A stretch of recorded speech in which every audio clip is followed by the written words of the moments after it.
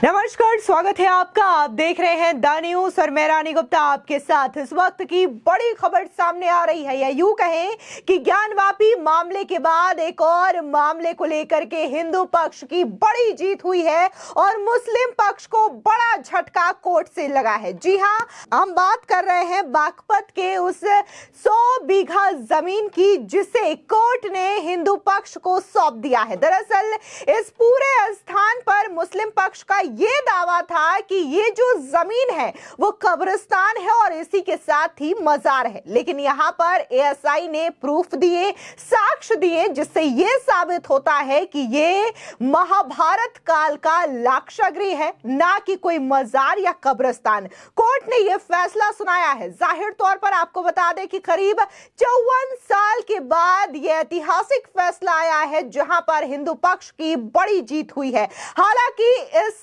फैसले के बाद वहां पर पूरी तरीके से सुरक्षा बढ़ा दी गई है। जो 100 बीघा का जमीन है जहां पर अभी मजार जो बना हुआ है वहां पर पूरी तरीके से फोर्स को तैनात कर दिया गया है ताकि किसी भी तरीके की कोई घटना यहां पर घटित ना हो। आपको बता दें, दरअसल महाभारत में जिस लाक्षागृह की चर्चा की गई है वो लाक्षागृह वर्तमान में उत्तर प्रदेश के बागपत में स्थित है। यह वही लाक्षागृह है जिसे दुर्योधन ने पांडवों को मारने के लिए एक साजिश के तहत बनवाया था।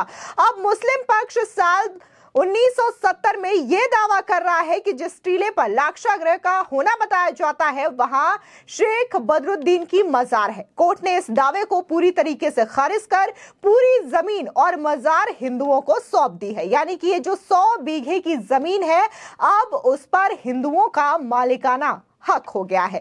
बता दें कि मुस्लिम पक्ष का यह कहना है कि बदरुद्दीन के कथित मजार के आसपास मुसलमानों का कब्रिस्तान भी है और उनका दावा है कि यह जमीन मुस्लिम वक्फ बोर्ड की है। यह मामला पिछले 53 साल तक कोर्ट में चला है। अब इस मामले में फैसला भी आ चुका है। कोर्ट ने माना है कि यह लाक्षागृह है जिसे मजार बताया जा रहा था, यह मजार नहीं है। कोर्ट ने 100 बीघे की पूरी जमीन और मजार को हिंदुओं को सौंपने का आदेश दिया है।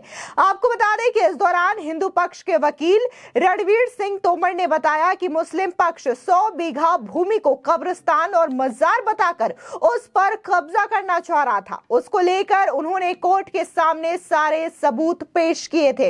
उन्होंने कोर्ट को बताया था कि लाक्षागृह का इतिहास महाभारत कालीन का है। इस टिले पर संस्कृत विश्वविद्यालय और महाभारत कालीन सुराग भी मौजूद है। एडवोकेट रणवीर सिंह तोमर बागपत में प्रैक्टिस करता हूँ। सिविल कोर्ट्स में ये मुकदमा चला हुआ था। ये सन 70 में मुकदमा मुकीम खां वगैरह जो मुसलमान थे उन्होंने ये कह करके दायर किया था कि ये कब्रिस्तान है, और उसके बाद हमने कहा नहीं ये कब्रिस्तान नहीं, ये लाक्षागृह है ये जो है। तो ये मुकदमा चलता रहा 70 से 97 में फिर मुकदमा यहाँ आ गया बागपत में सन 97 से मैं ही पैरवी कर रहा हूँ इसकी, इस मुकदमे की जो है। अब कोर्ट ने जजमेंट दिया इस बात के लिए कि ये जो है ये कोई वो नहीं है, कोई कब्रिस्तान नहीं है, ये लाक्षागृह है, ये प्राचीन काल से है, ये महाभारत काल से है, और ये महाभारत काल का ही ये सब वहाँ मोनूमेंट्स वगैरह जो हैं, जो चिन्ह होते हैं, प्राचीन चिन्ह जो होते हैं वो हैं मौके पर जो है।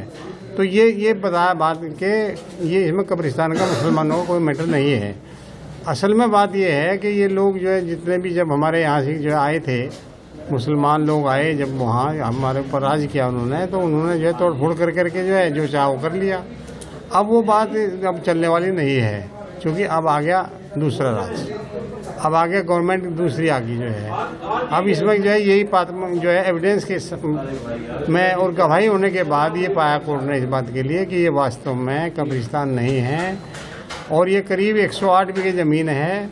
ये एक माने से एक टिल्ला है, ये बहुत ऊंचा टिल्ला है जो है ये। और ऊंचा टिल्ला क्यों है ये? टिल्ला इसलिए है ये कि चूँकि यहाँ बता रहे इस बात के लिए कि यहाँ पांडव आए थे और उनको जलाने के लिए, मारने के लिए एक लाखा मंडप बनाया गया था। और रेवेन्यू कोर्ट्स में भी जो है ये लाखा मंडप भी दर्ज है, आज तक भी लाखा मंडप ही दर्ज है कागजों में। कोर्ट ने उसको माना इस बात के लिए। कुछ ज़मीन ये वन विभाग की थी, तो वन विभाग को भी के भी खिलाफ ये गई मुकदमा लड़ा हमारे इसने हिंदू पक्ष ने जो है। तो ये माना गया कि नहीं ये ज़मीन इन्हीं की है, ऋषि ने कही है। और ये जो है वहाँ स्कूल खोल रखा है इन्होंने, बना रखा, बच्चे पढ़ते हैं वहाँ जो है, बहुत बड़ा काम है वहाँ से जो है हिंदू पक्ष का।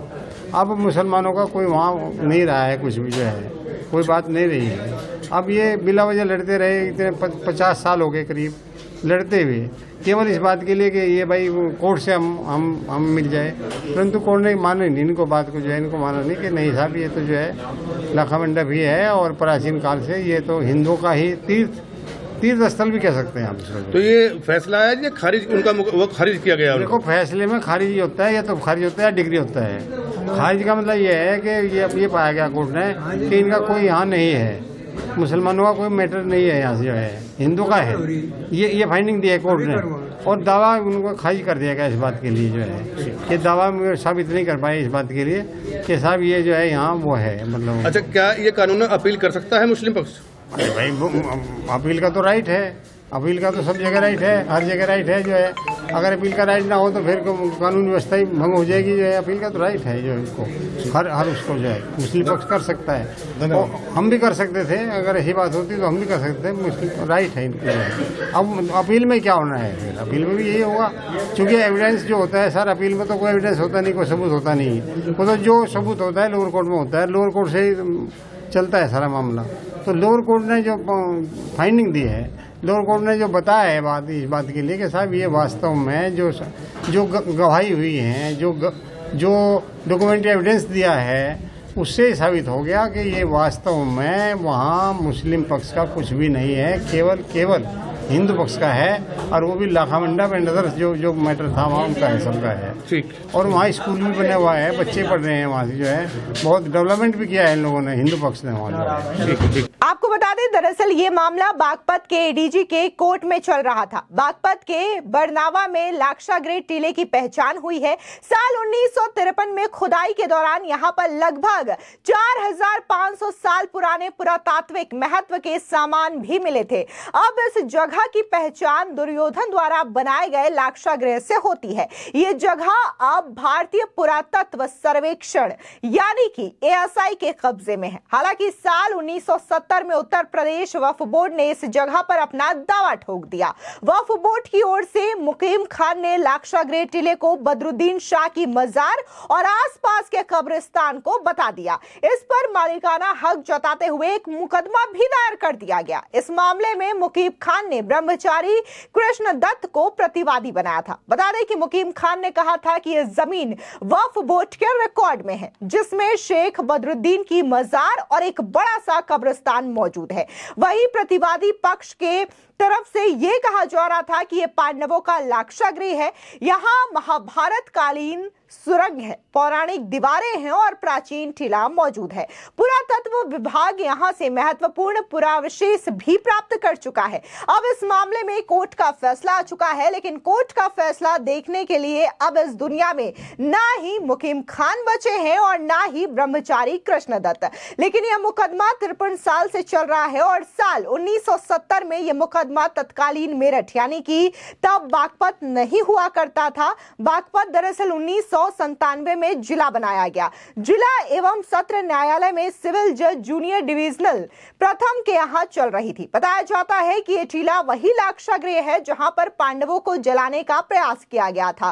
कौरवों ने पांडवों को मरवाने के लिए यह लाक्षागृह बनवाया था और इसमें आग लगा दी गई थी। लेकिन पांडव एक सुरंग से बाहर निकल गए थे और यह सुरंग बरनावा में आज भी मौजूद है। बता दें कि यहाँ ASI दिल्ली द्वारा सन 2018 में ट्रेंच लगाकर टीले का उत्खनन किया जा चुका है, जिसमें राजपूत काल की पॉटरी और साक्ष्य भी मिले हैं। दरअसल आपको बता दें कि महाभारत में लाक्षागृह की कहानी का वर्णन मिलता है। दावा किया जाता है कि दुर्योधन हस्तिनापुर की गद्दी पर बैठना चाहता था। उसने पांडवों को जलाकर मारने की एक योजना बनाई। दुर्योधन ने अपने मंत्री से एक लाक्षागृह बनवाया था और यह लाक्षागृह लाख, मोम, घी, तेल से मिलाकर के बनाया गया था। वर्णवात में इसका निर्माण कराया गया था। बागपत पर बरनावा वही स्थान मानी जाती है। दुर्योधन के कुचक्र के बाद धृतराष्ट्र ने पांडवों को लाक्षागृह में रुकने का आदेश दिया था।